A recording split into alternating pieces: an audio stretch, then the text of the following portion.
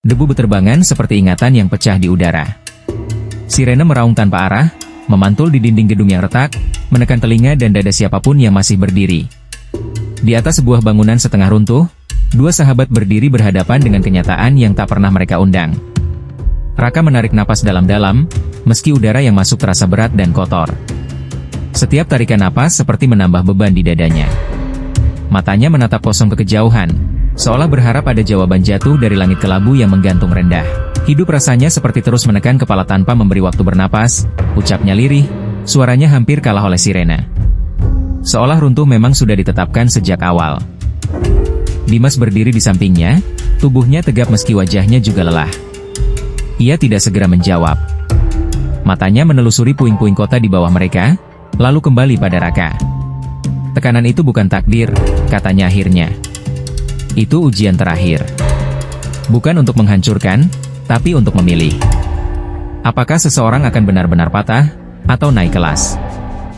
Raka tertawa pendek, pahit. Di titik serendah ini, menyerah terasa seperti satu-satunya bentuk belas kasihan pada diri sendiri. Ia teringat malam-malam tanpa tidur, kegagalan demi kegagalan, dan harapan yang pelan-pelan berubah menjadi beban.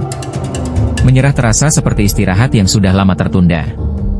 Belas kasihan itu sering berubah menjadi penyesalan panjang, jawab Dimas pelan namun tegas. Dan penyesalan itu tidak pernah bisa ditarik kembali. Angin bertiup lebih kencang. Jaket mereka berkibar, membawa bau asap dan besi panas. Raka mengusap wajahnya yang kotor oleh debu, lalu menatap sahabatnya. Tidak semua orang cukup kuat untuk bertahan di dunia sekeras ini, katanya. Ada yang memang tidak diciptakan untuk terus melawan. Dimas mengangguk pelan. Benar. Tapi dunia tidak peduli siapa yang kuat sejak awal. Dunia hanya menyisakan mereka yang bertahan. Bukan yang paling pintar. Bukan yang paling berani. Tapi yang tidak berhenti. Kata-kata itu menggantung di udara. Raka terdiam.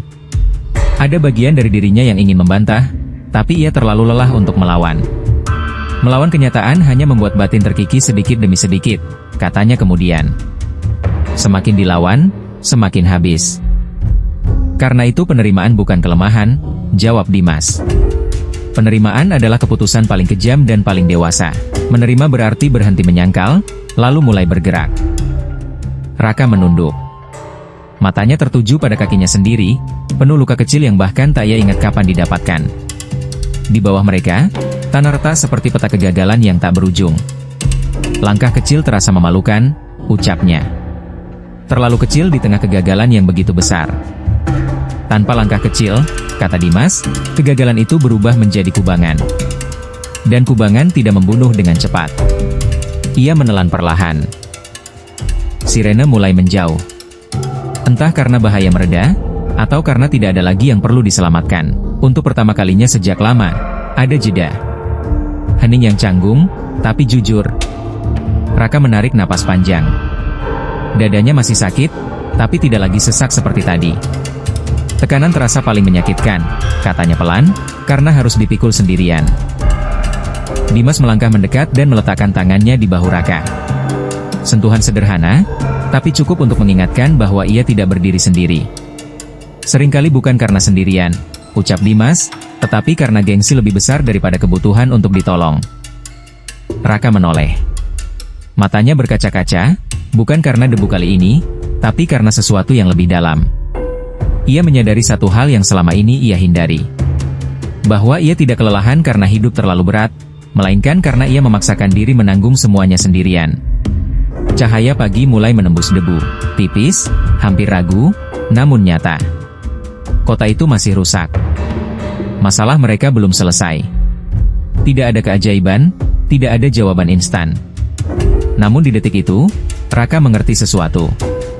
Bertahan bukan tentang menjadi kuat setiap saat. Bertahan adalah keputusan yang diambil berulang kali, bahkan ketika tidak ada jaminan apapun. Bertahan adalah berani melangkah meski gemetar. Bertahan adalah mengakui lelah tanpa menyerah. Ia mengangguk pelan. Kalau begitu, katanya, aku belum selesai.